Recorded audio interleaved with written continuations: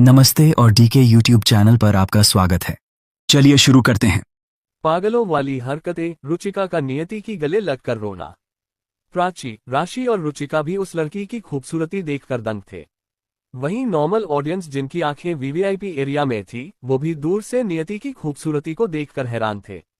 वहीं नियति स्नैक्स खा लिया, फिर से मास्क पहन लिया।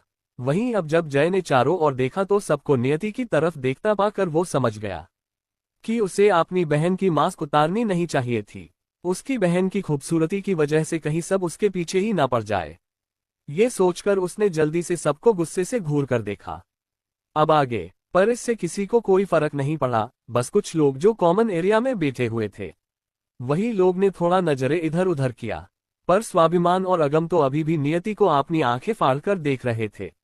जैसे उन लोगों ने आज पहली बार ही लड़की देखा हो।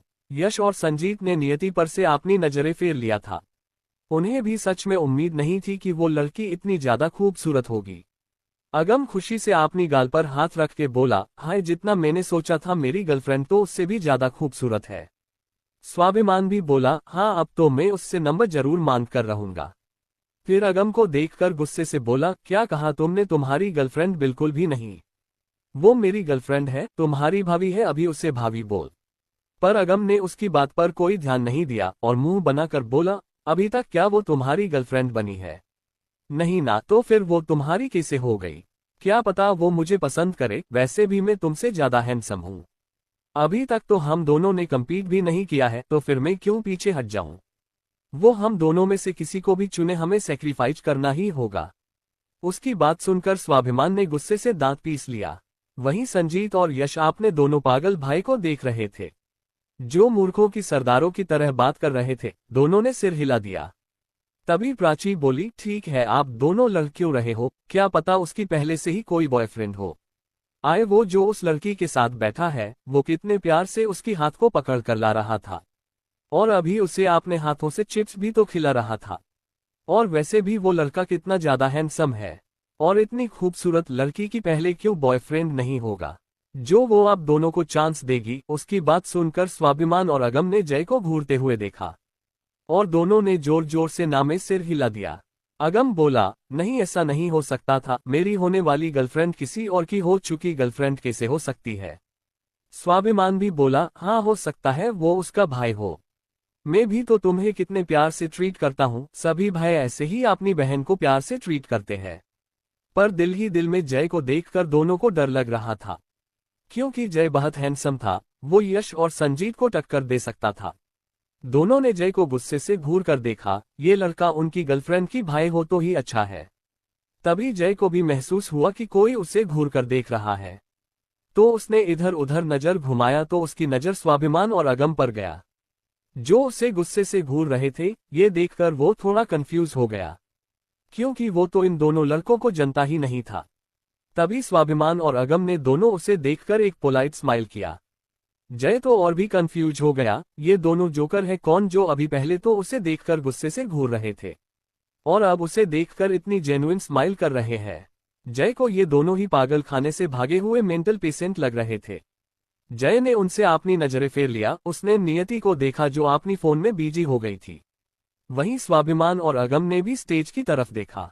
दोनों ने गहरी सांस लिया। जब उन दोनों ने देखा कि जय उन्हें देख रहा है तो उन्होंने अपनी होंठों पर स्माइल चिपका दिया। क्या पता सच में ये लड़का उनकी होने वाली गर्लफ्रेंड का भाई हो। कहीं गुस्से में देखने से वो बाद में उनकी रिलेशन में नाराज भाई का रोल न प्ले करने लग जाए, और अगर ये भाई नहीं हुआ तो वो अपनी स्माइल वापस लेंगे। आखिर उनकी स्माइल बहुत महंगी होती, वो ऐसे कैसे फ्री में किसी के सामने स्माइल कर सकते थे। वहीं उन दोनों की हरकतों से तीनों लड़कियां हंसने लगी। राशि हंसते हुए बोली, दोनों किसी जोकर की तरह ही काम कर रहे हो। क्या तुम दोनों ने अभी देखा नहीं कि कैसे वो लड़का तुम दोनों को ऐसे देख रहा था जैसे तुम दोनों कोई पागल हो? राशि की बातों से रुचिका और प्राची भी सहमत थे। क्या पता वो हमें इसलिए देख रहा हो क्योंकि हम बहुत हैंडसम है, अगम बोला। तभी स्वाभिमान भी बोला, हाँ, हो सकता है वो हम दोनों में से किसी को अपनी बहन से इंट्रोड्यूस भी करवा दे।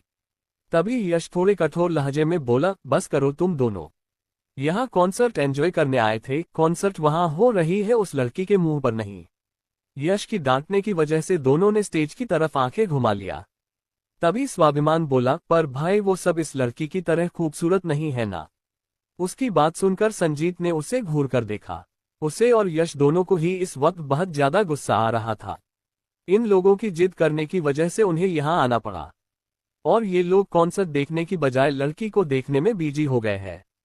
थोड़ी देर में कपल सेगमेंट शुरू हो गया था। बहुत सारे कपल स्टेज पर जा रहे थे। रुचिका ने संजीत को देखा, उसके भी संजीत के साथ डांस फ्लो पर जाने का मन था, पर वो जानती थी संजीत उसके साथ कभी नहीं जाएंगे। ऊपर से डांस के बाद लड़के को घुटनों के बल बैठकर लड़की को प्रपोज करना होता है, और इसके लिए ऑर्गेनाइजेशन की तरफ से रिंग दिया जाता है।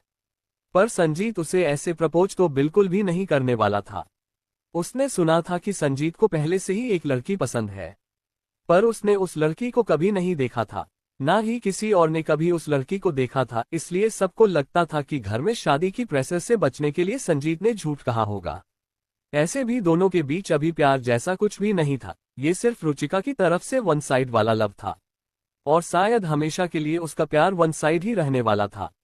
पर प्राची और राशि को रुचिका की प्यार के बारे में अच्छे से पता था, इसलिए दोनों ने एक दूसरे को इशारा किया। फिर राशि रुचिका से बोली, रुचि दी, आप संजीत भाई के साथ डांस करने के लिए क्यों नहीं जाती हो? तभी प्राची भी संजीत की हाथ पकड़कर बोली, संजीत भाई आप भी जाए ना रुचिका दी के साथ डांस करने। दोनों संजीत और रुचिका को स्टेज पर जाने के लिए फोर्स कर रहे थे। लास्ट को उन दोनों ने भी हार मान लिया और संजीत ने रुचिका की तरफ हाथ बढ़ा दिया। रुचिका दिल ही दिल में बहुत खुश और एक्साइटेड थी। उसने अपने कांपते हाथ को संजीत की हाथ पर रख दिया। संजीत ने उसकी हाथ की सीवा को महसूस किया, तो उसने उसकी हाथ को अच्छे से थाम लिया और बोला, रिलैक्स, बस डांस ही तो करना है। अगर तुम्हें इतने लोगों के सामने डांस नहीं करना तो हम नहीं जाएंगे। ऑब्वियसली संजीत को लगा कि रुचिका को शायद इतने लोगों के सामने डांस करने से शर्मा रहा है या डर लग रहा है, क्योंकि जितना उसे पता था रुचिका बहुत रिजर्व और शाय नेचर की लड़की थी। पर उसे क्या पता था कि पहली बार संजीत की हाथ पकड़कर उसके साथ डांस करने की खुशी और नर्वसनेस की वजह से रुचिका की ये हालत थी। रुचिका ने संजीत को अक्वार्ड होकर देखा। वो कैसे बताए कि वो नर्वस है, पर संजीत उसे बच्चे की तरह संभाल रहा था, जिस वजह से वो खुश भी थी। दोनों वहां से स्टेज पर चले गए। अभी तक और भी कपल्स ने स्टेज में बाकी सबको ज्वाइन कर लिया था। निक और उसकी बैंड इस वक्त अपनी ट्रैक से अलग एक रोमांटिक सॉन्ग गा रहे थे। उस सॉन्ग के साथ सभी कपल्स डांस स्टेप कर रहे थे। संजीत ने रुचिका की एक हाथ को पकड़ रखा था और दूसरे हाथ को उसकी कमर पर रखा हुआ था। दोनों इस वक्त बहुत करीब थे। संजीत ने रुचिका को स्टेप करने के साथ आपने और भी करीब कर लिया। वहीं रुचिका तो संजीत की आंखों में ही खो गई थी, पर संजीत का रुचिका पर कोई ध्यान नहीं था। वो तो चाहता था कि ये सॉन्ग जल्दी खत्म हो जाए। कुछ देर बाद सॉन्ग खत्म हो गया। होस्ट ने जल्दी से सबको अनाउंस किया कि अब प्रपोजल राउंड शुरू होने वाला था। वहीं संजीत की हाथ में भी एक स्टाफ ने आकर एक रिंग जा बॉक्स पकड़ा दिया। संजीत को कुछ समझ नहीं आया कि ये क्या हो रहा है, क्योंकि उसे इस प्रपोजल सेगमेंट के बारे में कुछ भी नहीं पता था। तभी निक अपने हाथ में माइक लिए बोला, हेलो एवरीवन, अब आप सब प्लीज अपने पार्टनर्स को रिंग पहना कर प्रपोज कीजिए। आप में से कुछ लकी कपल्स को एक टोकन के जरिए कुछ भी गिफ्ट मिल सकता है। सब निक की बात सुनकर एक्साइटेड हो गए, खास करके कपल्स, और सब निक और बाकी सबके लिए हूटिंग करने लगे। ये सेगमेंट लगभग सबका फेवरेट था। सब अपनी पार्टनर के सामने घुटनों पर बैठ गए। वहीं संजीत गुस्से में वहां खड़ा था। वो ये बकवास बिल्कुल भी नहीं करने वाला था, क्योंकि संजीत की दिल में ऑलरेडी कोई लड़की थी। वो कभी भी उसकी जगह किसी और को नहीं दे सकता था। उसने रुचिका की हाथ को पकड़ा और उसे लेकर वहां से वीवीआईपी एरिया की तरफ बढ़ गया। एक पल के लिए कुछ लोगों की नजर उन पर गया, पर ज्यादा नहीं देखा किसी ने, क्योंकि तभी लाइट थोड़ी डिम हो गई थी रोमांटिक माहौल बनाने के लिए। वहीं रुचिका संजीत के साथ खींची चली जा रही थी। इस वक्त उसकी हाथ में बहुत ज्यादा दर्द हो रहा था, पर संजीत को इस पर कोई ध्यान नहीं था। संजीत ने कोने में जाकर उसकी हाथ को झटके में छोड़ दिया और बोला, ये सब बकवास करने की कोई जरूरत नहीं है हमें। तभी उसकी नजर रुचिका की आंखों पर गया, जो आंसुओं से भरा हुआ था। उसकी हाथ में बहुत ज्यादा दर्द हो रहा था। संजीत ने देखा तो उसकी हाथ में भी उसकी उंगलियों की मार्क था। ये देखकर अब संजीत को थोड़ा गिल्टी फील हुआ। सॉरी, उसने इतना ही कहा था कि उसकी फोन रिंग करने लगा। जैसे ही उसने फोन देखा, उस पर किसी लड़की की नाम फ्लैश हो रहा था। उसने कॉल को काट दिया और पीछे मुड़ा, पर वहां तो रुचिका नहीं थी। रुचिका वहां से रोते हुए वीवीआईपी लॉन्च के वॉशरूम की तरफ भाग गई थी। वो रोते हुए जा रही थी, तभी वो किसी से टकरा गई। उसने सामने देखा तो एक लड़की थी। उसने पहचान लिया कि ये वही खूबसूरत लड़की थी जिसे अगम और स्वाभिमान गर्लफ्रेंड बनाने के पीछे पड़े हुए थे। रुचिका एक बहुत ज्यादा सॉफ्ट और इमोशनल लड़की थी। वो बचपन से अपनी दिल की बात किसी से कह नहीं पाती थी। जब से उसकी मोम डैड की मौत हुई थी, भले ही उसके मामा मामी उसे प्यार करते थे, फिर भी वो सबके साथ खुल नहीं पाती थी। पर आज नियति को देखकर पता नहीं क्यों उससे एक सिक्योरिटी महसूस हुआ। उसने कुछ नहीं सोचा और नियति के गले लगी। वहीं नियति तो हैरान थी। उसने भी इस लड़की को एंट्रेंस के पास देखा था, पर वो इस लड़की को जानती नहीं थी। फिर भी लड़की का उसके गले लगना उसे थोड़ा अजीब लगा। तभी नियति को अपनी कंधे पर गिला महसूस हुआ, तो वो समझ गई कि ये उस लड़की की आंसू है। उसे कुछ समझ नहीं आया, फिर भी उसने रुचिका की सिर पर हाथ रख दिया और उसे सहलाते हुए बोली, रिलैक्स, आप रो क्यों रही हो। उसने आज तक ऐसे किसी को चुप नहीं कराया था, इसलिए उसे नहीं पता था कि वो इस लड़की को कैसे चुप कराए। नियति की सिर सहलाने से रुचिका धीरे धीरे शांत हो गई। तभी नियति की नजर रुचिका की लेफ्ट हैंड पर पड़ी, जहां पर किसी की उंगलियों का छाप था और थोड़ी खरोच भी, जो शायद संजीत की खींचने की वजह से लग गया था। नियति की आंखें कोल्ड हो गए। उसकी जगह पर कोई किसी के साथ बदतमीजी कैसे कर सकता है। खास करके उसे पसंद नहीं था कि किसी लड़की को कोई प्रॉब्लम हो। क्या हुआ, क्या आप ठीक हो? क्या किसी ने आपको परेशान किया है? मैं गार्ड्स को बुलाऊं यहाँ? नियति सवाल कर रही थी। रुचिका कोई जवाब नहीं दे रही थी। फिर रुचिका अपने होश में आए और बोली, नहीं, इसकी कोई जरूरत नहीं है। उसने नियति को इस वक्त पास से देखा। नियति को देखकर उसकी फेस पर छोटी सी स्माइल आ गई। परेशान? मुझे लड़कों में इंटरेस्ट नहीं है। नियति की आंखें कोल्ड हो गए। उसकी जगह पर कोई किसी के साथ बदतमीजी कैसे कर सकता है। खास करके उसे पसंद नहीं था कि किसी लड़की को कोई प्रॉब्लम हो। क्या हुआ, क्या आप ठीक हो? क्या किसी ने आपको परेशान किया है? मैं गार्ड्स को बुलाऊं यहाँ? नियति सवाल कर रही थी। रुचिका कोई जवाब नहीं दे रही थी। फिर रुचिका अपने होश में आए और बोली, नहीं, इसकी कोई जरूरत नहीं है। उसने नियति को इस वक्त पास से देखा। नियति को देखकर उसकी फेस पर छोटी सी स्माइल आ गई। अब आगे। नियति सच हद से ज्यादा खूबसूरत थी। उसकी वो ब्लू आंखें, होंठों के नीचे का काला तिल ही उसे सबसे अलग दिखाने के लिए काफी था। रुचिका एक लड़की थी, पर आज तक उसने भी कभी इतनी खूबसूरत लड़की नहीं देखा था। इस वक्त नियति ने मास्क नहीं पहना था। रुचिका ने नियति की गाल को किसी छोटे बच्चे की तरह टच करते हुए बोली, तुम कितनी खूबसूरत हो और तुम्हारी स्किन कितनी ज्यादा सॉफ्ट है। ऐसा लग रहा है जैसे तुम कोई छोटी बेबी हो। उसकी बात सुनकर नियति को होंठों पर स्माइल आ गई। वो देख सकती थी ये लड़की बहुत साफ दिल की और भोली भाली है। उसने लड़कियों को उसे देखकर जलते हुए देखा था, पर रुचिका इस वक्त सच में उसकी तारीफ कर रही थी और नियति रुचिका की आंखों में सच्चाई देख सकती थी। तुम कोई बाबी डॉल हो क्या? अगर मैं लड़का होती तो मैं जरूर शादी करने तक तुम्हारी पीछा करती। उसकी बचकानी बात सुनकर नियति हंसते हुए बोली, आप भी बहुत खूबसूरत हो। नियति को ये लड़की बहुत पसंद आ रही थी, जो किसी से जलने की बदले उसकी तारीफ कर रही थी। और नियति को रुचिका काफी क्यूट लग रही थी। रुचिका देखने में भी बहुत खूबसूरत थी। अगर देखा जाए तो रुचिका किसी मॉडल से भी ज्यादा खूबसूरत थी। उसकी वो हिरनी जैसी आंखें मासूमियत से भरी थी और बिना मेकअप के भी वो बहुत ज्यादा खूबसूरत थी। वहीं नियति की बात सुनकर रुचिका थोड़ी सैड हो गई और बोली, शायद मैं उन्हें खूबसूरत नहीं लगती, या शायद मैंने बहुत देर कर दिया। रुचिका संजीत के बारे में सोचकर मायूस हो गई। फिर आपने माइंड को डाइवर्ट करते हुए बोली, अरे मैंने तो अभी तक तुम्हें अपना नाम ही नहीं बताया। हाय, मैं रुचिका। रुचिका ने नियति की हाथ को खुशी से पकड़ लिया। वहीं नियति देख सकती थी कि शायद किसी ने इस लड़की को हट किया है, या फिर जिसे वो पसंद करती है वो इस लड़की को पसंद नहीं करता है। फिर भी ये लड़की कितनी आसानी से खुश हो गई। नियति छोटी सी स्माइल लिए बोली, मेरा नाम नियति है। वाह, तुम हंसते हुए और भी प्यारी लगती हो, हमेशा हंसती रहा करो। रुचिका उसकी खूबसूरत स्माइल को देखते हुए बोली। वहीं दूसरी तरफ संजीत इस वक्त बहुत परेशान हो गया था। कॉन्सर्ट खत्म होने को था।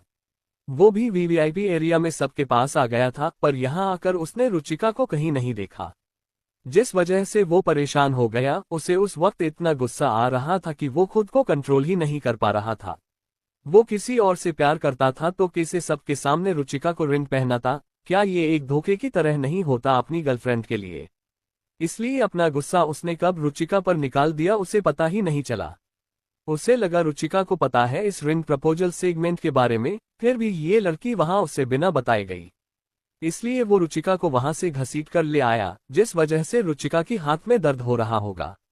और उसने उसकी हाथ पर खरोचों के निशान भी देखा था। वो रुचिका से माफी मांगना चाहता था, पर तभी उसकी गर्लफ्रेंड का फोन आ गया, जिस वजह से उसने रुचिका को इग्नोर कर दिया। भाई आप ले गए थे ना रुचिका को, फिर आपको कैसे नहीं पता कि रुचिका कहाँ है? प्राची थोड़े परेशान होकर बोली, उसे रुचिका को अपने भाई के साथ जाने के लिए बोलना ही नहीं चाहिए था शायद। बाकी सब रुचिका को ढूंढ लेते, पर रुचिका डांस करने के लिए अपनी फोन राशि को देकर गई थी, इसलिए वो रुचिका को फोन करके भी नहीं पूछ सकते थे कि वो कहाँ है। यश ने संजीत को गंभीर भाव से देखा और बोला, संजीत क्या हुआ था, सच सच बताओ। तुम दोनों डांस के बाद जब लाइट डिम हुआ तुम दोनों प्रपोजल सेगमेंट में नहीं थे, तो फिर रुचिका कहाँ चली गई? उससे भी तो तुम्हारे साथ वापस आना चाहिए था ना। यश रुचिका को राशि की तरह ही प्यार करता था। वो रुचिका की केयर करता था क्योंकि वो थोड़ी ज्यादा इमोशनल थी, और अब वो कहाँ है ये बात किसी को नहीं पता, इसलिए यश थोड़ा ज्यादा परेशान थी।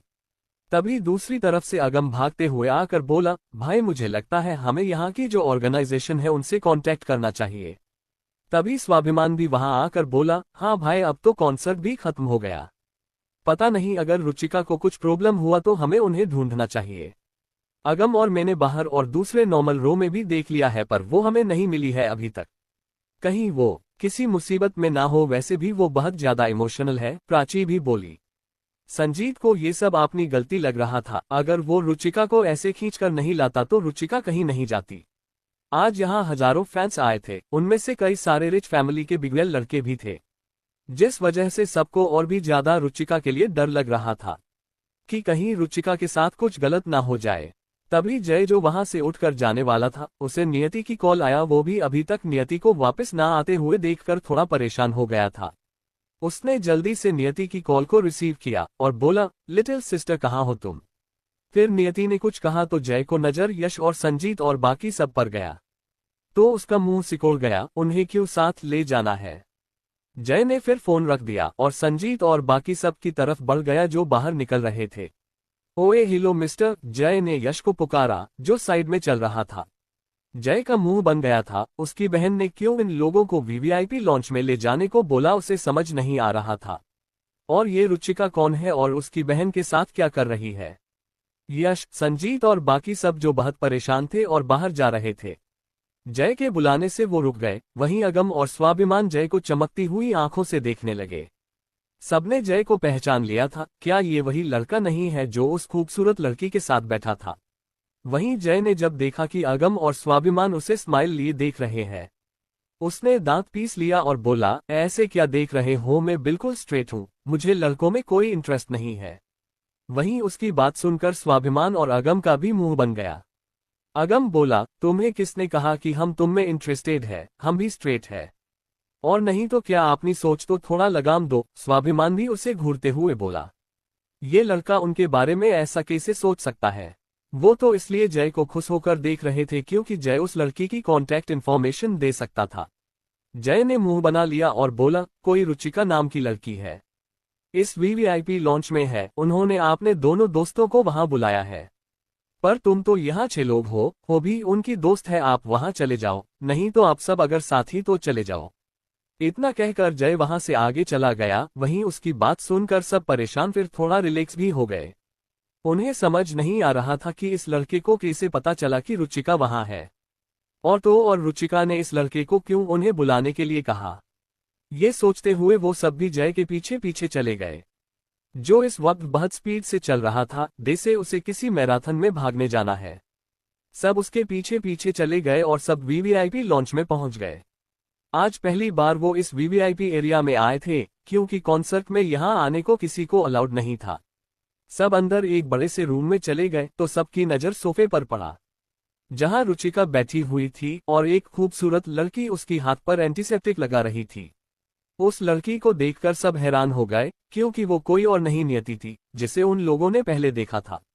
वहीं अगम और स्वाभिमान की फेस पर तो बड़ी सी स्माइल आ गई। ये लड़की उनकी क्रश जो थी, वो इस लड़की को परी की तरह देख रहे थे। जैसे ही वो बढ़ रहे थे, सबने देखा वो लड़का जो अभी उन्हें एटीट्यूड दिखाकर बात कर रहा था वो जाकर सीधा उस खूबसूरत लड़की के पास बैठ गया और उसकी कंधे पर धीरे से सिर रख के बोला, मुझे भूख लगी है। ये देखकर अगम और स्वाभिमान ने दांत पीस लिया, क्या ये उनकी सपनों की परी का बॉयफ्रेंड है? ये देखकर तो यश को भी पता नहीं क्यों पर अच्छा नहीं लगा। वो पहली बार किसी लड़की के लिए शायद कुछ फील कर रहा था। वहीं रुचिका ने जब सबको देखा तो उसकी होंठों पर मुस्कान आ गई। वो प्राची और राशि को अपने पास बुलाते हुए बोली, तुम दोनों यहाँ बैठ जाओ। आज हम निक और उसके पूरे बैंड से मिलकर हो जाएंगे। रुचिका की बात सुनकर सब कंफ्यूज हो गए, पर राशि और प्राची खुश हो गईं। दोनों निक और उनके पूरे बैंड की फैन जो थे, दोनों जाकर रुचिका के पास बैठ गए। सच में क्या निक और बाकी सब यहाँ आने वाले हैं? उन दोनों की बात सुनकर रुचिका खुशी से बोली, हाँ, मुझे नियति ने कहा है वो आज मुझे उनसे मिलवा देगी। इतना कहकर उसने खुशी से नियति की हाथ को पकड़ लिया। वहीं अब जाकर सबको पता चला कि इस लड़की का नाम नियति है। हाय, कितनी खूबसूरत नाम है नियति। नियति स्वाभिमान साथ में कितना अच्छा लगेगा ना? स्वाभिमान सपने देखते हुए बोला। तो अगम उससे घूरते हुए बोला, बिल्कुल बकवास लग रहा है। अगम और नियति ये सबसे बेस्ट है। वहीं तीनों लड़कियां डे से भूल गई थी कि यहाँ उनके तीनों भाई भी हैं। वो तो अपने आइडल से मिलने की खुशी में पागल हो गई थी और प्राची और राशि नियति की खूबसूरती की तारीफ किए जा रही थी। वहीं संजीत ने सिर हिला दिया, पर उसे बुरा लगा कि उसकी वजह से रुचिका को चोट लग गई थी। वहीं नियति देख सकती थी कि ये तीनों लड़कियां बहुत अच्छी और प्यारी थी। नियति ने जय के लिए जल्दी से कुछ खाना मंगवाया। थोड़ी देर में स्टाफ जय के लिए खाना लेकर आ गए। बाकी भी बहुत सारा स्नैक्स था जो सबके खाने के लिए काफी था। वहीं संजीत, यश तो ये सोच रहे थे कि ये लड़की आखिर है कौन जो यहाँ स्टाफ को ऑर्डर दे सकती है और सब कुछ कंट्रोल कर सकती है। अब उन्हें थोड़ी क्यूरियोसिटी हो रही थी। वो चारों भी वहीं बैठ गए। अगर नियति पुरानी लाइफ की यादों को खंगालती तो जरूर वो संजीत, स्वाभिमान और प्राची को पहचान लेती। सी पर उसने सिर्फ मेन कैरेक्टर पर ध्यान दिया था। उसे लगा अगर वो प्रखर से दूर रहेगी तो सब ठीक रहेगा, इसलिए उसने बाकी कुछ पर ध्यान नहीं दिया। पर प्रखर तो उसके करीब आ गया था और अभी नियति थोड़ा हैरान थी। रुचिका को रोते देख उसने बस उसकी जख्म पर मेडिसिन लगाने उसे ले आई थी, पर वो निक की इतनी बड़ी फैन है जानकर वो उसे निक से मिलाने के लिए यहाँ रोक लिया। उसके बाद रुचिका की दो दोस्त आने थे, पर ये 6 कहाँ से आ गए? वहीं अगम और स्वाभिमान उसे अभी भी प्यार भरी नजरों से देख रहे थे। स्वाभिमान उसे देखते हुए हंसते हुए बोला, मिस नियति आप सच में बहुत खूबसूरत है। मैंने आपसे ज्यादा खूबसूरत लड़की आज तक नहीं देखा। अगम जहां पीछे रहने वाला था वो भी बड़ी सी स्माइल लिए बोला, सच में आप बहुत खूबसूरत और क्यूट हो। वेस क्या आपका कोई बॉयफ्रेंड है? ये कहते हुए अगम और स्वाभिमान की तिरछी नजर जय पर भी जा रही थी, जो आराम से बैठकर खा रहा था और सबको गुस्से से घूर रहा था। वो दोनों सोच रहे थे मिस नियति ना करे ताकि वो दोनों एक फेयर कंपटीशन कर सके। नियति ने आंखें छोटी करके दोनों को देखा। तभी जय बोला, नहीं, मेरी बहन की कोई बॉयफ्रेंड नहीं है और मेरी बहन को बॉयफ्रेंड चाहिए भी नहीं। वैसे भी मेरी बहन अभी 18 की नहीं हुई है। अगर किसी ने मेरी बहन के बारे में गलत सोचा तो उसकी हाथ पैर तोड़ दूंगा मैं। जय ने ये सब जानबूझकर अगम और स्वाभिमान को दिखाकर कहा था। वो देख सकता था कि ये दोनों लड़के बार बार उसकी बहन को देख रहे हैं। इतना कहकर उसने एक चिप्स का पीस नियति की तरफ बढ़ा दिया, तो नियति ने भी खा लिया। वहीं ये लड़का मिस नियति का भाई है, ये जानकर तीनों ने राहत की सांस लिया। दो थे अगम और स्वाभिमान और तीसरा यश था। उसे भी पता नहीं क्यों ये सुनकर अच्छा लगा। सबकी हैरानी। नियति की रूम में फिर से प्रखर, अगर किसी ने मेरी बहन के बारे में गलत सोचा तो उसकी हाथ पैर तोड़ दूंगा मैं। जय ने ये सब जानबूझकर अगम और स्वाभिमान को दिखाकर कहा था। वो देख सकता था कि ये दोनों लड़के बार बार उसकी बहन को देख रहे हैं। इतना कहकर उसने एक चिप्स का पीस नियति की तरफ बढ़ा दिया, तो नियति ने भी खा लिया। वहीं ये लड़का मिस नियति का भाई है, ये जानकर तीनों ने राहत की सांस लिया। दो थे अगम और स्वाभिमान और तीसरा यश था। उसे भी पता नहीं क्यों ये सुनकर अच्छा लगा। अब आगे वो थोड़े हैरान भी थे कि इतनी कम उम्र की लड़की जिसकी उम्र अभी 18 साल भी नहीं हुई है, वो इतना ज्यादा पावर होल्ड करती है। तभी संजीत का फोन फिर से रिंग होने लगा। संजीत ने अपने फोन पर अपनी गर्लफ्रेंड अमायरा का कॉल देखा। जैसे ही वो कॉल काटने वाला था, स्वाभिमान जो बेशर्म होकर स्नैक्स का प्लेट लेने जा रहा था, क्योंकि उसे भी भूख लगी थी और जय को खाते देख तो उसका भूख और भी बढ़ गया था।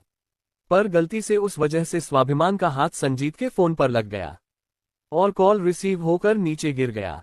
शायद इस वजह से स्पीकर भी ऑन हो गया था। दूसरी तरफ से एक मीठी आवाज आई, संजीत बेबी, तुम मेरी फोन क्यों नहीं उठा रहे हो?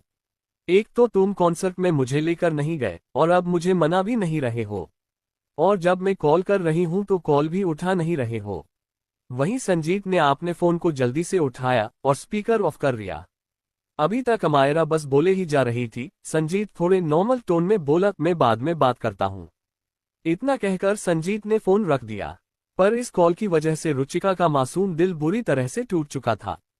पहले तो प्राची की बातें सुनकर उसे लगा था सच में संजीत ने मैरिज की बातों को अवॉइड करने के लिए गर्लफ्रेंड की बातें बोला होगा। पर अब उसकी गलतफहमी पूरी तरह से दूर हो गई थी। रुचिका की आंखों में आंसू थे, वहीं प्राची और राशि भी रुचिका को देख रही थी। दोनों ने उसकी हाथ को पकड़ लिया। वो कैसे रुचिका की दिल की बात नहीं समझ पाते। सालों से वो सब दोस्त थे। वो समझ पा रहे थे कि इस कॉल की वजह से अब रुचिका बुरी तरह से टूट गई है। वो दोनों अच्छे से जानते थे कि रुचिका बच्चों से ही संजीत भाई को प्यार करती है, पर लगता है अब बताने के लिए बहुत देर हो चुकी है। रुचिका जो अभी निक और उनकी बैंड से मिलने के लिए काफी खुश थी, अब उसका चेहरा कुछ मुरझा सा गया था। नियति समझ गई कि हो ना हो रुचिका इस लड़के से प्यार करती है। कोई इतनी मासूम और बेवकूफ कैसे हो सकता है? ये लड़का इसे प्यार ही नहीं करता है। रुचिका इतनी खूबसूरत है कि उसे कोई भी लड़का मिल सकता है, पर उसके अंदर थोड़ा भी कॉन्फिडेंस नहीं है खुद की अपीयरेंस को लेकर। नियति ने इतना सोचकर सिर हिला दिया। रुचिका सबके सामने हंसने की कोशिश कर रही थी, पर उसके दिल में जो दर्द हो रहा था वो चाहकर भी छुपा नहीं पा रही थी। वहीं संजीत ने भी तभी रुचिका की तरफ देखा, जिसकी आंखों में आंसू था। सी पर वो बाहर से हंस रही थी। संजीत उसे सॉरी बोलना चाहता था अपनी बिहेवियर के लिए, पर यह सही समय नहीं था। उसे रुचिका की आंखों में आंसू देखकर बिल्कुल भी अच्छा नहीं लगा। तभी रूम का डोर ओपन हुआ और निक, एमी, रीटा, एलेक्स और सैम अंदर आए। वो पांचों इस वक्त सेम आउटफिट में थे। वहीं सबका नजर जैसे ही उन पांचों पर गया, रुचिका तो कुछ देर के लिए अपनी दर्द को भूल ही गई और सोफे से उछलकर खड़ी हो गई। प्राची और राशि का भी उन पांचों को इतने पास देखकर वही हाल था। उन पांचों ने भी बाकी सबको नोटिस किया, पर उन्हें नहीं पता था कि ये लोग कौन है। फिर भी नियति की दोस्त होंगे कहकर उन पांचों ने भी उन सबको देखकर एक जेंटल स्माइल किया। ये देखकर तो तीनों लड़कियां बेहोश होने वाली थी। निक, मैं आपकी सबसे बड़ी फैन हूं। इतना कहकर प्राची पहले निक और बाकी मेंबर्स की तरफ भागी। राशि और रुचिका भी उनके पास चले गए। रुचिका ने जल्दी से एक पेपर और पेन टेबल से उठा लिया और बोला, क्या मुझे आप सबका ऑटोग्राफ मिल सकता है प्लीज? मुझे कल आपने सारे फ्रेंड्स को बताना है मैं आप सबसे मिली थी। वहीं प्राची और राशि भी बोल पड़े, हमें भी ऑटोग्राफ चाहिए। वहीं रुचिका को निक और एलेक्स की इतने करीब देखकर पता नहीं क्यों पर संजीत तो बिल्कुल भी अच्छा नहीं लगा। इनमें इतना क्या खास है जो ये इतना पागल हो रही है? फिर उसने सिर हिला दिया, रुचिका कुछ भी करे इससे उसे क्या। वहीं सबने एक एक करके ऑटोग्राफ साइन किया और एमी बोली, अरे ऐसी फॉर्मेलिटीज की क्या जरूरत है? आप सब नियति की दोस्त हैं ना, तो आज से आप सब हमारे भी दोस्त हैं। सच में तीनों लड़कियों के साथ स्वाभिमान और अगम भी खुश हो गए, क्योंकि इस बैंड की दोनों लड़कियां भी बहुत फेमस थी। दोनों उठ गए। स्वाभिमान ने जल्दी से अपने हाथ को टी शर्ट में ही पोंछने लगा और जल्दी से सबसे हाथ मिलाने आगे चला गया। उसकी इस हरकत को देखकर संजीत और यश ने सिर हिला दिया, क्योंकि वो जानते थे कि स्वाभिमान ऐसे ही है, बिल्कुल बेग। उसके अंदर बचपन से ही थोड़ा सा भी टेबल मैनर्स नहीं है और ना ही वो कोई हाइजीन फॉलो करता है। उसका जो मन करता है वो ठेले से भी खा लेता है और ऐसे बिहेव करता है जैसे वो कोई गरीब भाकरी हो। अगर रास्ते में उसे कोई देख लेगा तो सोचेगा कि इसे घर में खाना नहीं मिलता है। स्वाभिमान घर का सबसे छोटा बेटा था, इसलिए वो बहुत लापरवाह और फ्री रहता था। उसके मन में जो आया वो वही करता था और जो भी मन करे बोल देता था। उसे सामने वाला क्या सोच रहा है इससे कोई मतलब नहीं था, क्योंकि सारी जिम्मेदारी उसके दोनों बड़े भाई ने ले रखा था। इसलिए स्वाभिमान के हिसाब से वो बस जिंदगी को एंजॉय करने लिए ही पैदा हुआ है। वहीं जय ने अंकुर सिकोड़ लिया और बोला, छी तुम तो मुझसे भी ज्यादा अनहाइजेनिक हो। ऑटोग्राफ के बाद उन सब ने फोटो लिया। रुचिका को उन सबके इतने पास जाकर फोटो लेता देखकर संजीत की आंखें छोटी हो गई, पर उसने कुछ नहीं कहा। उसे क्यों बुरा लग रहा था ये भी उसे समझ नहीं आ रहा था।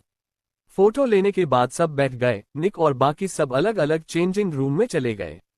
वही अब तो सब नियति की असली आइडेंटिटी को लेकर बहुत ज्यादा क्यूरियस थे। अगम सिर खुजलाते हुए दांत दिखाकर बोला, मिस नियति, क्या आप निक और बाकी सबकी दोस्त है? बाकी सबको भी यही लग रहा था कि नियति निक और बाकी चारों की दोस्त है, इसलिए उससे इतना एक्सेस है यहाँ। पर जय का मुंह बिगड़ गया। वो अपने सेक्स को रखते हुए बोला, उससे तुम्हें क्या? तुम्हें क्या लगता है मेरी बहन कोई ऐसी लड़की है जिससे तुम घूरते हुए सवाल पूछ सकते हो? मेरी बहन वर्ल्ड वाइड कंपनी की ओनर है, उसकी आइडेंटिटी सिर्फ निक के दोस्त के बारे में कैसे हो सकती है? इतना कहकर उसने 2 चिप्स पैकेट उठाया और उसे अपने हाथ में पकड़ते हुए बोला, लिटिल सिस्टर मुझे ये चिप्स चाहिए, ये बहुत टेस्टी है, मैं इसे घर पर कल खाऊंगा। नियति ने हाँ में सिर हिला दिया। क्या उसके जय भाई ने जानबूझकर उसकी असली आइडेंटिटी रिवील कर दिया?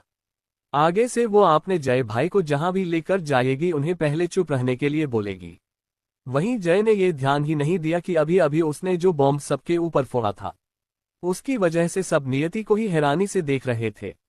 जैसे नियति कोई अटबा अजूबा हो, आप सच में वर्ल्ड वाइड कंपनी की ओनर हो, स्वाभिमान हकलाते हुए बोला। तभी रुचिका अपनी हैरानी से बाहर आकर बोली, हाँ तो क्या झूठ बोल रहे हैं? भला किसी और के पास इतनी ज्यादा एक्सेस कैसे हो सकता है? सब हैरान थे, यश और संजीत भी, क्योंकि उन्हें भरोसा ही नहीं हो रहा था कि इतनी छोटी लड़की इतनी बड़ी एंटरटेनमेंट कंपनी की पीछे की मास्टरमाइंड है। अफवाह ये था कि वो कंपनी पूरी दुनिया में एंटरटेनमेंट की दुनिया में फैला हुआ है। हर एक बड़ा एक्टर और एक्ट्रेस उस कंपनी के अंडर साइन करना चाहता है। वो कंपनी ही उनके लिए फर्स्ट चॉइस होती है जो एंटरटेनमेंट की दुनिया में आगे बढ़ना चाहते हैं। और उस कंपनी का सीईओ एक बहुत ही मिस्टीरियस पर्सन है और उसका टर्नओवर हजारों करोड़ों में है। मतलब ये जो लड़की उनके सामने बैठी थी वो उस कंपनी की मिस्टीरियस ओनर है। अब जाकर उन्हें समझ में आ रहा था कि क्यों नीचे सारे गार्ड्स इस लड़की के सामने इतनी रिस्पेक्टफुली झुककर ग्रीट कर रहे थे। ऑफकोर्स ये लड़की उनकी बॉस थी तो वो तो इसे रिस्पेक्ट करेंगे ही। वो सब इसके आगे कुछ भी सोच नहीं पा रहे थे। तभी चेंजिंग रूम से निक और रीटा बाहर आए। तभी बाकी की चेंजिंग रूम से एमी, एलेक्स और सैम भी बाहर आए। पांचों आकर सोफे पर बैठ गए और बातें करने लगे। तभी नियति ने टाइम देखा और बोली, टाइम हो गया है, अभी मुझे जाना है। उसकी बात सुनकर निक, एमी और बाकी सब ने भी हाँ में सिर हिला दिया। वो पांचों भी थक गए थे। उन्हें यहाँ से पास की होटल में जाना था जहां उनके लिए नियति ने ऑलरेडी एक फ्लो खाली कर दिया था। सब बाहर चले गए। रुचिका, प्राची और राशि तीनों नियति के पास चले रहे थे। उन तीनों का ही नियति को छोड़ने का मन नहीं था। तीनों ने उससे नंबर मांगा ताकि वो बाद में मिलने का प्लान बना सके। तीनों को इतनी मायूस देखकर नियति ने उन्हें अपनी कॉन्टैक्ट नंबर दे दिया। वहीं अगम और स्वाभिमान ने भी प्राची की फोन में देखकर अपने फोन में नंबर सेव कर लिया। फिर नियति और जय अपनी कार में बैठकर घर के लिए निकल गए। बाकी सब भी चले गए। यश, राशि, रुचिका और अगम को लेकर चला गया। संजीत भी स्वाभिमान और प्राची को लेकर अपने कार में बैठकर चला गया। थोड़ी देर बाद नियति और जय घर पहुंच गए। अब तक सब सो चुके थे क्योंकि रात के 12 बज चुके थे। दोनों अपने अपने रूम में गुड नाइट बोलकर सोने चले गए। वहीं कोई था जिसकी आंखों में नींद नहीं था। रूही और प्राची, इन दोनों की आंखों में नींद की नामो निशान भी नहीं था क्योंकि आज उन दोनों ने कॉन्सर्ट को लाइव देखा था और वहां हर कोई रिच फैमिली से था। एक पल के लिए जब सब नियति को देखने में खो गया थे, तब नियति की फेस को कैमरा ने कवर किया था, भले ही वो बस कुछ सेकंड के लिए था। फिर भी नियति के लिए कमेंट की बाढ़ आ चुकी थी इंटरनेट पर, जिस बारे में शायद नियति को अभी तक नहीं पता। भले ही कोई और नियति को पहचान ना पाए, पर रूही और नेहा दोनों ने नियति को पहचान लिया था। ऊपर से जय की साइड प्रोफाइल भी दिख रही थी और इस वक्त पूरे सोशल मीडिया पर नियति की खूबसूरती की चर्चा हो रही थी। कुछ पल के लिए कैमरा ने दूसरे फैंस को भी कैप्चर किया था जो मंत्रमुग्ध होकर नियति को देख रहे थे। इसलिए और इस वक्त रूही और नेहा को नियति से हद से ज्यादा जलन हो रही थी। नियति क्यों इतनी खूबसूरत है, अगर वो वहां जाती तो वो भी इसी तरह सबकी प्रशंसा और सुर्खियां बटोर रही होती और अब तक रिच फैमिली की हाय की नजरों में आ चुकी होती। रूही और नेहा दोनों ही यही सोच रहे थे, पर सवाल ये था कि क्या वो दोनों नियति जितनी ही खूबसूरत थे। वहीं नियति की रूम में नियति फ्रेश होकर आकर सो गई। थोड़ी देर बाद बालकनी का डोर ओपन हुआ और एक इंसान रूम के अंदर आया। आज भी उस इंसान की चेहरे पर ब्लैक मास्क और हुडी था। ये प्रखर ही था जो आधी रात को भूतों की तरह अपनी लिटिल बनी को देखने के लिए आ गया था। वहीं नियति जो अभी ठीक से सोई नहीं थी, आधी नींद में थी, उसकी नींद पैरों की आवाज से पूरी तरह से खुल गई। तभी प्रखर नियति की बेड की सिरहाने के पास आया और बैठ गया। उसने नियति की सॉफ्ट चिक्स पर हाथ रखा और उसकी गालों के पास सहलाने लगा। तभी जीतती ने एक झटके में उसकी हाथ को पकड़ लिया और उसकी होंठों पर डेविल स्माइल आ गई। आज प्रखर उससे अपना हाथ नहीं छुड़ा रहा था। नियति बैठ गई, उसने उसकी आंखों को ध्यान से देखा। अब वो पूरी तरह से श्योर थी कि ये मिस्टर प्रखर रायजादा है। पहले वो बस कंफर्म करना चाहती थी। नियति ने प्रखर के हाथ को झटक दिया और बोली, मिस्टर प्रखर रायजादा, इतने बड़े बिजनेसमैन होकर ऐसे चोरों की तरह किसी के घर में, किसी की रूम में घुसने में आपको शर्म नहीं आती है क्या? 4. नियति, प्रखर की किस साथ में सोना। तभी नियति ने एक झटके में उसकी हाथ को पकड़ लिया और उसकी होंठों पर डेविल स्माइल आ गई। आज प्रखर उससे अपना हाथ नहीं छुड़ा रहा था। नियति बैठ गई, उसने उसकी आंखों को ध्यान से देखा। अब वो पूरी तरह से श्योर थी कि ये मिस्टर प्रखर रायजादा है। पहले वो बस कंफर्म करना चाहती थी। नियति ने प्रखर के हाथ को झटक दिया और बोली, मिस्टर प्रखर रायजादा, इतने बड़े बिजनेसमैन होकर ऐसे चोरों की तरह किसी के घर में, किसी की रूम में घुसने में आपको शर्म नहीं आती है क्या? अब आगे। नियति की बात सुनकर प्रखर की होंठों पर भी तिरछी स्माइल आ गई। उसने नियति को पीछे से हक कर लिया और उसकी बालों की खुशबू को इनहेल करते हुए गहरी आवाज में बोला, नहीं, मुझे शर्म नहीं आती है। इतना कहकर उसने अपने चेहरे से मास्क उतार लिया। बनी तो तुमने मुझे पहचान ही लिया। वैसे अपनी होने वाली बीवी की रूम में आने के लिए क्यों शर्मानी चाहिए? इतना कहकर प्रखर ने नियति की कान को चूम लिया। वहीं नियति उसकी स्ट्रोंग ग्रिप देखकर थोड़ा हैरान थी। क्या प्रखर की शादी की प्रपोजल बजाय जल्द ठीक उसकी जन्मदिन के बाद रूही के लिए नहीं आनी चाहिए? तो फिर ये इंसान ऐसा क्यों कह रहा है कि वो उसकी होने वाली बीवी है? क्या कुछ ऐसा है जो उससे छूट रहा है? क्या उसने नियति की यादों को ठीक से नहीं पढ़ा? पर जैसे ही प्रखर ने उसकी येलो पर किस किया, वो अपनी होश में आए और प्रखर को धक्का दे दिया। मिस्टर प्रखर रायजादा, क्या आप ऐसे जी खुली आंखों से हमेशा ही सपने देखते हैं, या फिर आप चाहते हो कि मैं आपको मार दूं? वैसे मेरे पास बहुत सारी ट्रिक्स है लोगों को मारने के लिए। उसकी बात सुनकर प्रखर ने उसकी आंखों को गौर से देखा। फिर उसकी होंठों पर स्माइल आ गई। वो मन ही मन बोला, दिलचस्प, मेरी लिटिल बनी इतनी बदल गई है, पर मुझे नहीं लगता कि तुम अपने होने वाले पति को मरोगी। प्रखर उसकी ओर पास आकर मैग्नेटिक आवाज में बोला। तो नियति की होंठों पर स्माइल और भी बड़ी हो गई। ये प्लॉट चेंज कैसे हो गया? जो भी हो, अब मुझे तुम्हारी इन सुनहरी आंखों में बहुत दिलचस्पी है मिस्टर प्रखर रायजादा। अगर तुम वो हो जो मैं सोच रही हूं, तो फिर इतना ही सोचकर उसकी डेविल स्माइल बड़ी हो गई। तो मिस्टर प्रखर रायजादा जो 29 साल के हैं, उन्हें मुझ जैसी 17 साल की लड़की में इंटरेस्ट है। नियति की स्माइल और भी तीखी हो गई थी। तभी प्रखर उसे झटके में बेड पर सुलाकर बोला, चलो इस पोजीशन में बात करते हैं। इतना कहकर वो नियति के ऊपर आ गया और उसकी दोनों तरफ कोहनी टीका दिया। क्या ये पोजीशन परफेक्ट नहीं है? प्रखर की सैडिक्टिव आवाज और करीबी नियति की दिल में हलचल पैदा कर रही थी। नियति की आंखें छोटी हो गई तो प्रखर उसकी ब्लू आंखों में देखते हुए बोला, मेरी लिटिल बनी, तुम 17 साल की हो इसलिए तो मैं रुका हुआ हूं। तुम जब 18 साल की हो जाओगी तब हम शादी करेंगे और 15 दिन बाद तुम 18 साल की हो जाओगी। इतना कहकर प्रखर नीचे झुका और नियति की नाक पर आपने नाक से टच किया। नियति ने गहरी सांस लिया। दोनों की सांसें एक दूसरे से टकरा रही थी। ये इंसान क्या है? क्या ये सच में उन चारों में से एक है? नियति बस यही सोच रही थी। वैसे मिस्टर रायजादा, क्या आप अपने बेटे को अकेले छोड़कर कैसे आ गए? नियति प्रखर को आपने ऊपर से हटाने की कोशिश करते हुए बोल रही थी, पर प्रखर को इससे कोई फर्क नहीं पड़ा। उसने अपना भार नियति के ऊपर छोड़ दिया और उसकी सीने पर सिर रख के बोला, क्या तुम्हें कियान की चिंता हो रही है? तुम मुझसे शादी करके कियान की मोम क्यों नहीं बन जाती हो? नियति जो इरिटेट हो रही थी, उसे कियान का ख्याल आ गया।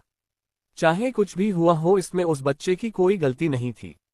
तभी पुरानी नियति की यादें उसकी दिमाग में घूमने लगी, जहां एक छोटा सा बच्चा जो कि कियान था, वो आग के बीच खड़ा मम्मी डैड चिल्ला रहा था, पर सामने दो लोग थे जो उसकी बुलाने पर भी उसकी आवाज नहीं सुन पा रहे थे, और कियान नीचे दो बॉडी के पास आग के अंदर ही बैठा था। नियति की सिर में ये यादें किसी धुंधली तस्वीर की तरह चल रही थी।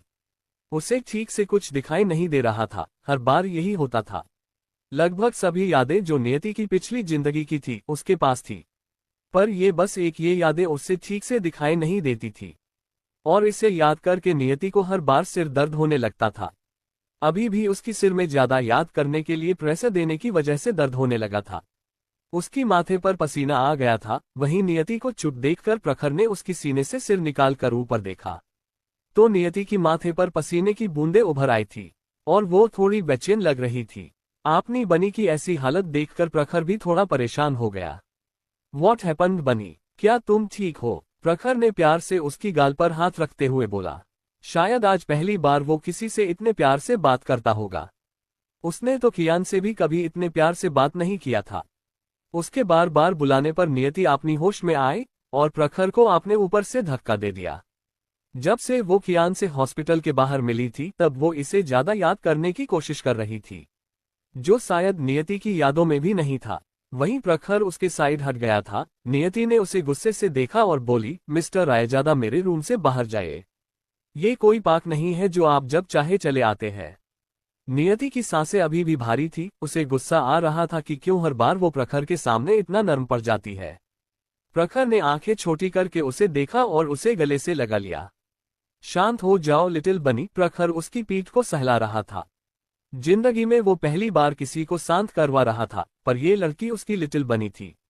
तभी नियति को एहसास हुआ कि प्रखर ने क्या किया। प्रखर उसकी गर्दन की नर्वस को प्रेस कर रहा था।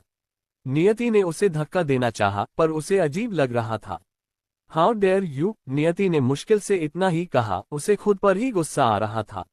वो ऐसे अपनी गार्ड कैसे डाउन कर सकती थी? उसकी सेंसेस मर गए थे क्या?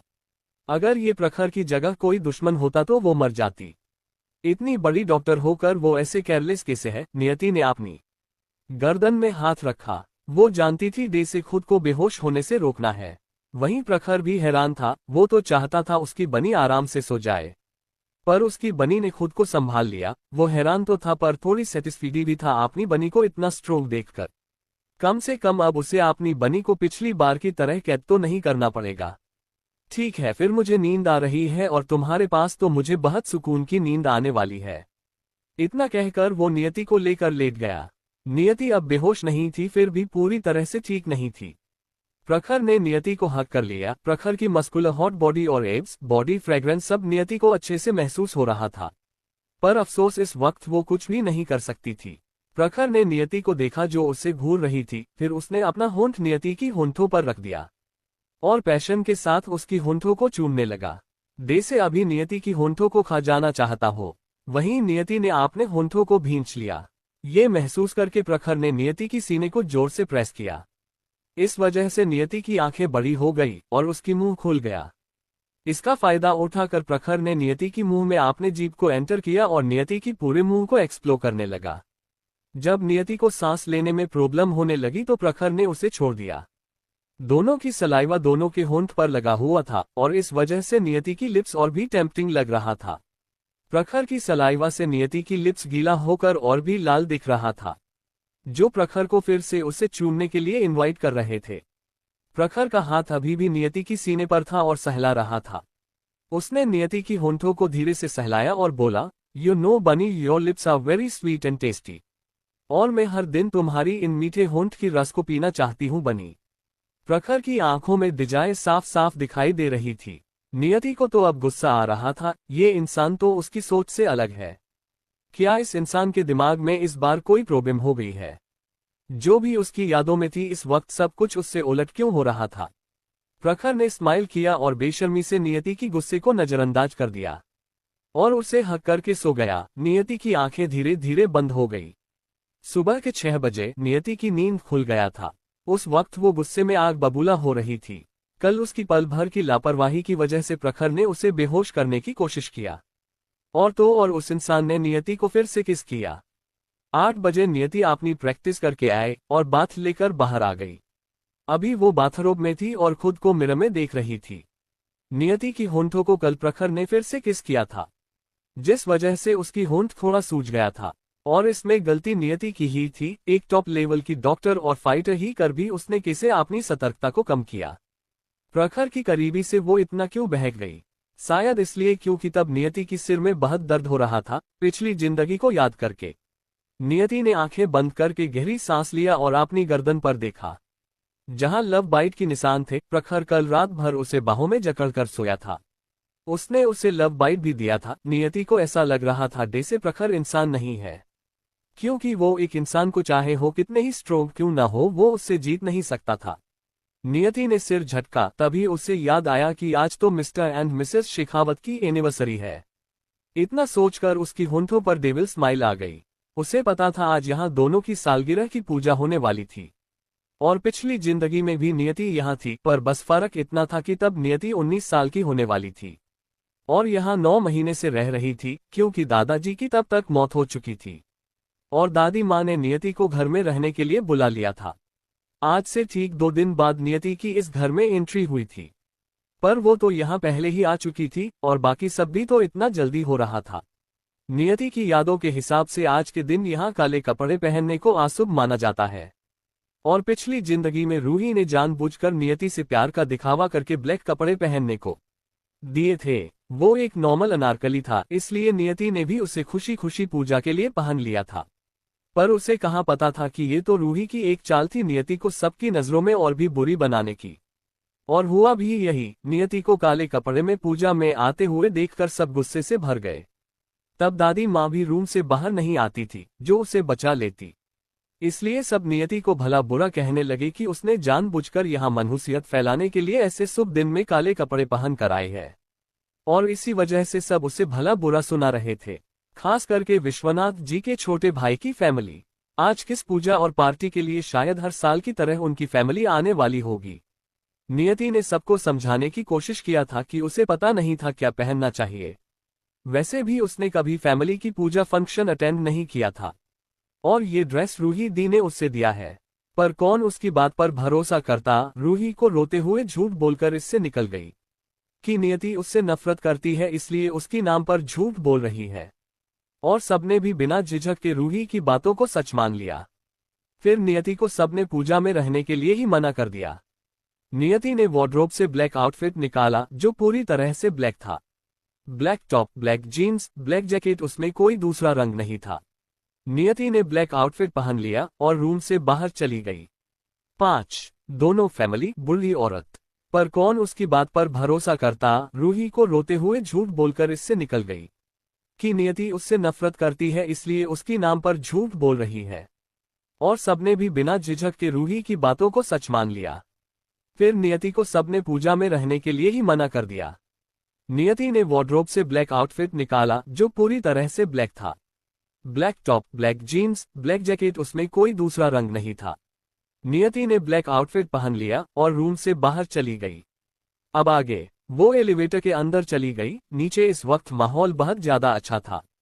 सब हंसी खुशी बात कर रहे थे। नीचे कुछ नया चेहरा भी था और ये सब विश्वनाथ जी की छोटे भाई की फैमिली और उनकी बहन की फैमिली के लोग थे।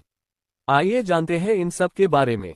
शंभूनाथ शेखावत, ये विश्वनाथ जी के छोटे भाई है, उम्र 70 साल, इनका भी खुद का बिजनेस है। करुणा शंभूनाथ शेखावत, ये विश्वनाथ जी की वाइफ है, उम्र 67 साल। भले ही इनका नाम करुणा है पर इनके अंदर करुणा का एक कण भी नहीं है। ये बहुत घमंडी है। इन्हें तो पार्वती जी से भी जलन होती है, क्योंकि पार्वती जी के पति, उनका जेठ, उनके पति से भी ज्यादा अमीर है। पर वो ये बात किसी के सामने कभी नहीं दिखाती है। राजीव शेखावत, ये शंभूनाथ जी और करुणा जी की इकलौता बेटा है। उनका खुद का बिजनेस है, वो अपने डैड के बिजनेस को भी संभालते हैं, पर उनके अंदर बिजनेस स्किल नहीं है, इसलिए उन्हें अभी बिजनेस में लॉस हो रहा है। झरना राजीव शेखावत, इनकी नाम की ही तरह इनकी मुंह से हमेशा बहता है, पर पानी नहीं, बकवास ही बहता है। ये एक अमीर खानदान की लड़की है और बहू भी, इसलिए इनके अंदर घमंड कूट कूट कर भरा हुआ है। करण शेखावत, ये राजीव और झरना का इकलौता बेटा है। उम्र 23 साल, ये भी अर्जित के साथ सेम डिपार्टमेंट में है। ये बहुत ही अयाश है, पैसा उड़ना इनका शौक है, पर सिर्फ अपने बाप का। इन्हें कमाने से ज्यादा पैसा उड़ना पसंद है। वैसे भी उनके हिसाब से उनके पास बहुत पैसा है और वो सब उनका ही तो है। काशवी शेखावत, ये है राजीव जी और झरना जी की बेटी, उम्र 21 साल, अभी अभी रूही की कॉलेज में उसकी ट्रांसफर हुआ है। ये भी अपनी दादी माँ और मोम की तरह ही है, लालची, चालाक और मक्कार। अपनी फायदे के लिए ये किसी भी हद तक जा सकती है। कौशल्या रॉय, ये है विश्वनाथ जी की बहन, उम्र 67 साल। इनकी शादी विश्वनाथ जी के एक दोस्त से हुई थी। दोनों की लव मैरिज थी और वो ज्यादातर इंडिया से बाहर ही रहते थे। कौशल्या जी एक अच्छी और सुलझी हुई महिला थी। इन्हें नियति के बारे में ज्यादा कुछ नहीं पता था, क्योंकि ये 2-3 साल में सिर्फ एक बार ही इंडिया आती थी। ब्रिजेश रॉय, कौशल्या जी के पति, ये भी एक बड़े बिजनेसमैन है। इनका ज्यादातर बिजनेस ऑस्ट्रेलिया में है, जो वो 1 साल बाद यहाँ इंडिया में सेटल करने के बारे में सोच रहे हैं। संग्राम रॉय, ये कौशल्या जी और ब्रिजेश जी का एकलौते बेटे हैं। उम्र 47 साल, ये अपने डैड की कंपनी को ही मैनेज करते हैं और वो यहाँ अब इंडिया में रहकर काम संभालने के बारे में सोच रहे हैं। चंद्रिका संग्राम रॉय, ये संग्राम जी की वाइफ है, उम्र 45 साल, दिखने में खूबसूरत और उतनी ही अच्छी भी। इनके 2 बेटे हैं जो कि जुड़वा है। आकाश रॉय, ये इनका बड़ा बेटा है, उम्र 21 साल, नेचर से बहुत अच्छे हैं। सिंपल और सीरियस रहने वाले इंसान, अभी उन्होंने बिजनेस स्टडीज में एडमिशन लिया है। आदित्य रॉय, ये आकाश से बस 2 मिनट छोटे हैं, इसलिए इन्हें आपने बड़े भाई को भाई कहना पसंद नहीं है। इनके हिसाब से 2 मिनट भी कोई बड़ा होता है क्या? ये हमेशा आकाश को बड़ी कहकर बुलाते हैं और इन्हें हमेशा कॉमेडी करना पसंद है। अगर कोई इन्हें मूवी में हीरो और कॉमेडी कैरेक्टर एक साथ ऑफर करे तो ये बिना सोचे समझे कॉमेडी कैरेक्टर को चुनेंगे। अब आते हैं कहानी पर। पूजा की सभी तैयारियां लगभग खत्म हो गई थी। पंडित जी भी आ गए थे। जय भी अपने दादाजी और दादी माँ के साथ ही बैठा हुआ था, पर तीनों उनकी बात सुनकर बिल्कुल भी हंस नहीं रहे थे। तभी करुणा जी मुंह बनाकर बोली, सीखा, पूजा शुरू होने वाली है। मैंने सुना है इस बार तुम्हारी बेटी भी हॉस्टल से घर वापस आ गई है, तो वो यहाँ दिखाई क्यों नहीं दे रही है? क्या वो इतनी बिगड़ैल और बदतमीज है कि उसे पता नहीं कि किस टाइम पर पूजा में आना चाहिए? और यहाँ रूही बच्ची को देखो, वो सुबह उठ गई है और हमारे आते ही वो हमें पहले ग्रिड करने के लिए आए। करुणा जी की बात सुनकर रूही की होंठों पर स्माइल आ गई। सबके सामने नियति कितना नीचे गिरेगी ये उतना ही अच्छा है उसके लिए। उनकी पोती काशवी भी बोली, मैं सुना था वो लड़की कई सालों से घर वापस नहीं आई थी और जाने से पहले भी उसने रूही को हर्ट करने के लिए बहुत कुछ किया था। कहीं अब भी वो वैसी ही तो नहीं है, बस दूसरों को प्रॉब्लम देने वाली? अच्छा होता अगर वो वही हॉस्टल में ही रहती। तुम अपनी ये गटर जैसी मुंह बंद रखो, सुअर कहीं की। जय खड़ा होकर गुस्से से बोला, तुम होती कौन हो ये कहने वाली कि मेरी बहन को कहाँ रहना चाहिए और कहाँ नहीं? कैसे ये घटिया लड़की उसकी बहन के बारे में कुछ बोल सकती थी? दादाजी और दादी माँ भी थोड़े गुस्से में थे। वहीं विपुल जी और सीखा जी की आंखों में आंसू आ गया था। वो भी चाहते थे नियति उनकी पूजा में शामिल हो, पर वो कहने की हिम्मत नहीं कर पा रहे थे। क्या नियति उनकी पूजा में शामिल होगी? वो तो उनसे नफरत करती है। आपने लिए गटर की सुअर सुनकर काशवी का चेहरा काला पड़ गया। वो गुस्से में थी, वहीं उसकी मोम, दादी माँ, बाकी सब भी गुस्से में थे। वो कुछ बोलती, तभी कौशल्या जी बोली, काशवी कहने से पहले सोचा करो। तुम नियति के बारे में ये किस तरह बात कर रही हो? वो भी इस घर की ही बेटी है और मुझे नहीं लगता है वो गलत है। गलत तो तुम हो विपुल और सीखा। तुम दोनों ने उस छोटी सी बच्ची को किसके सहारे सालों तक बाहर छोड़ दिया था? मुझे तो समझ ही नहीं आ रहा है। क्या तुम्हें पता है उस छोटी बच्ची के दिमाग पर कितना असर पड़ रहा होगा? अगर मुझे पता होता कि तुम दोनों ऐसा करोगे तो मैं उसे अपने साथ ले जाती। उनकी बात सुनकर विपुल जी बोले, आपने सही कहा बुआ जी, ये सब हमारी गलती है। हमारी गलतियों की वजह से ही हमारी बच्ची हमसे इतनी नफरत करती है। उनकी बात सुनकर बुआ जी ने गहरी सांस लिया और बोली, अब क्या फायदा है सोचकर। तभी करुणा जी बोली, पर कौशल्या जय ऐसा कैसे कह सकता है रिपोती से? क्या काशवी का यहाँ कोई हक नहीं है? वो भी तो शेखावत खानदान की बेटी है। बाकी सब चुप बैठे थे। आकाश और आदित्य भी चुप थे। ना ही उन्हें नियति के बारे में ज्यादा कुछ पता था और ना ही उन दोनों ने कभी भी नियति को देखा था। तभी एलिवेटर ओपन हुआ तो सब एलिवेटर की तरफ देखने लगे। सबके सामने एक ब्लैक सैंडल दिखाई दिया। फिर सब ने ऊपर देखा तो घरवालों को छोड़कर बाकी सब एक पल के लिए से देखते रह गए। एक बेहद खूबसूरत लड़की पूरी तरह से ब्लैक कपड़ों में एलिवेटर से बाहर आए। लिटिल सिस्टर यहाँ आओ, कोई तुम्हें ढूंढ रहा था। जय ने आगे जाकर नियति की हाथ को पकड़ लिया। वो चाहता था सब उसकी लिटिल सिस्टर को देखे और अगर कोई कुछ भी कहे उसकी लिटिल सिस्टर उनकी बोलती बंद कर दे। सब अपने होश में आए। क्या ये नियति है? करुणा जी हकलाते हुए बोली। उन्हें भरोसा ही नहीं हो रहा था कि ये लड़की इतनी खूबसूरत है। नियति, रूही, नेहा और काशवी तीनों से ही बहुत ज्यादा खूबसूरत थी। उसे देखकर इस वक्त काशवी को भी जलन हो रही थी। जैसे रूही और नेहा को फील होता था, अब ठीक वैसे ही काशवी भी फील कर रही थी। क्यों ये लड़की इतनी खूबसूरत क्यों है? उससे खूबसूरत तो रूही भी नहीं है। कहा जाए तो रूही और काशवी दोनों टक्कर के थे। दोनों ही समान भाव से खूबसूरत थे, जिस वजह से काशवी को हमेशा सेटिस्फैक्शन मिलता था। पर नियति को देखकर उसे ऐसा लग रहा था जैसे वो नियति के सामने कुछ भी नहीं है। नियति सोफे पर पैर चढ़ाए बैठ गई। उसे किसी के ग्रिड करने का कोई इरादा नहीं था। उसे इतनी घमंडी होते हुए देखकर झरना जी तंज कसते हुए बोली, सीखा क्या? तुम्हारी बेटी ने यही सीखा है क्या? यहाँ आकर इसे सबसे पहले बड़ों को ग्रिड करके पैर छूकर आशीर्वाद नहीं लेना चाहिए था? इसके अंदर तो कोई मैनर्स ही नहीं है। झरना जी सीखा जी को इतना पसंद नहीं करती थी क्योंकि रीना पहले उनकी दोस्त थी, पर उनकी बातों का सीखा जी ने कोई जवाब नहीं दिया और नियति को देखने लगी। वो चाहती तो थी कि नियति सबको ग्रिड करे और सबसे यहाँ घुल मिल जाए, पर वो ये बात नियति को कह तो नहीं सकती थी। वहीं नियति ऐसे बैठी थी जैसे उसे कोई फर्क ही ना पड़ता हो। तभी करुणा जी भी बोली, और ये क्या है आज जैसे शुभ दिन में कौन ब्लैक पहनता है? ये तो अपसागुन होता है, क्या किसी ने उसे कुछ नहीं सिखाया? नियति को अभी भी बिना भाव के देखकर झरना जी बोली, नियति क्या तुम्हें सुनाई नहीं दे रहा है? उनकी बात सुनकर नियति की आंखें छोटी हो गई। वो उन्हें घूरते हुए बोली, मुझे क्या सुनाई देना चाहिए मेकअप से पुती डायन?